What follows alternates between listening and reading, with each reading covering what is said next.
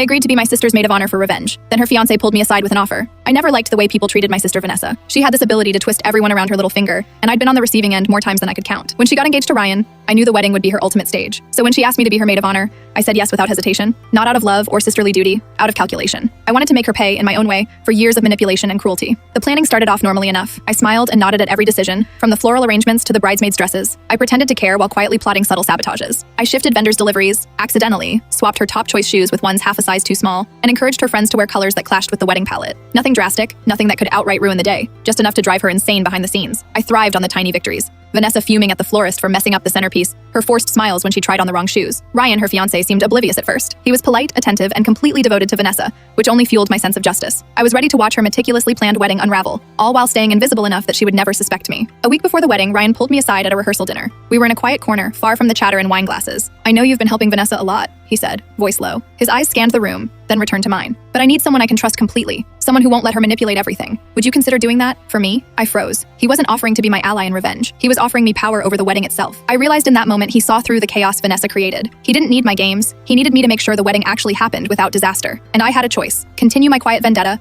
or step into a position where I could control everything. I nodded. "Of course," I said, and felt the sharp thrill of control ripple through me. For the next few days, I walked a tightrope between my two roles. Vanessa thought I was still her obedient maid of honor, fuming and fussing over tiny inconveniences. Meanwhile, I quietly coordinated with Ryan behind the scenes, fixing problems he didn't have time to address. Vendors got deliveries on time, last-minute issues were smoothed over, and Vanessa had no idea anyone but herself to thank for it. The wedding day arrived, bright and impossibly perfect. Vanessa glowed in her dress, her hands trembling slightly as she adjusted her veil. I stayed close, a constant presence, smiling as she flitted from one group of guests to another. She didn't suspect that I had the entire day mapped out, timing speeches, making sure photographers were in place, and even steering her mother away from the punch bowl disaster she'd almost caused. During the reception, Ryan leaned in, whispering a quiet, conspiratorial thank you that made my chest tighten. Vanessa danced and laughed, completely unaware that everything she had meticulously planned was actually held together by my intervention. I felt a mixture of triumph and something strange. Satisfaction, maybe, but also relief that my revenge had taken an unexpected turn. By the end of the night, as Vanessa and Ryan departed for their honeymoon, I watched from the balcony, holding a champagne flute in my hand. I had gone in planning to watch her crumble, and instead, I had become the invisible force keeping her perfect fantasy alive. Ryan had seen what I was capable of, had trusted me, and that trust had given me more satisfaction than I expected. Vanessa texted me the next morning,